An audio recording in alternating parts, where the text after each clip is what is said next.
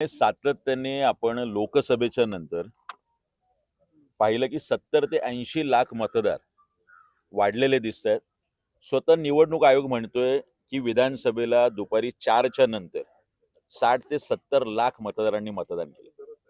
ही बाब वेगळी आहे की राजसाहेब म्हणजे त्या पद्धतीने त्याचे सीसीटीव्ही फुटेज द्यायला मात्र निवडणूक आयोग नकार देतोय. काल परवा आम्ही बेलापूरचे जे मतदारसंघाचे निवडणूक निर्णय अधिकारी आहेत त्यांना एक माहितीच्या अधिकाऱ्यांनी माहिती मागितली की ज्यांनी ज्यांनी मतदान केलं त्यांची चिन्हांकित केलेली यादी असते निवडणूक आयोगात ती द्यावी. अजून ती यादी दिलेली नाही. मागच्या वर्षी बेलापूर विधानसभेत 15,000 बोगस आणि 18,000 दुबार मतदार असल्याची माहिती आम्ही दिली, पुरावे दिले. निवडणूक आयोग त्याच्यावर काही कारवाई करत नाही. सुलभ शौचालय हा राहण्याचा पत्ता आहे. नवी मुंबई महानगरपालिका आयुक्तांचं निवास याच्यावरती 250 मतदार आहे. पाम बीच रोड ह्या पत्त्यावरती नुसतं 150 ते 200 मतदार आहे. प्रचंड मतदार यादीत घोळ आहे.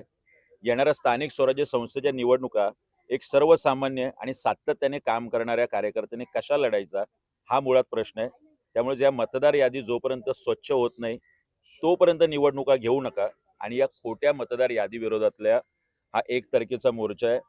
आम्ही सगळे कार्यकर्ते सातत्याने पॅम्पलेटच्या माध्यमातून असेल, विविध आव्हानं करून असेल आणि आज मिनी शिशोरला जिथे सकाळच्या प्रहारात खूप मोठ्या प्रमाणात लोक येतात त्यांना आव्हान करायला शिवसेना असेल, आमचे सहकारी प्रकाश पाटील साहेब असतील, त्यांचे सर्व सहकारी असेल आणि मनसे आम्ही दोघेही इथे लोकांना आव्हान करायला इथे जमलोय.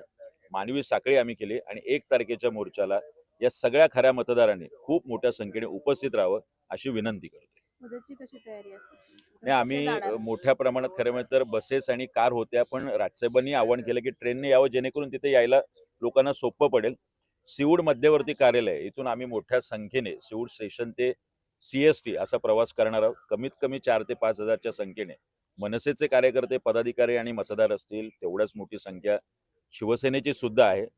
खूप मोठ्या संख्येने आपल्याला या देशातला निवडणूक आयोगावरचा पहिला मोर्चा सन्माननीय उद्धव साहेब आणि राजसाहेबांच्या नेतृत्वाखाली निघालेला उद्या दिसेल.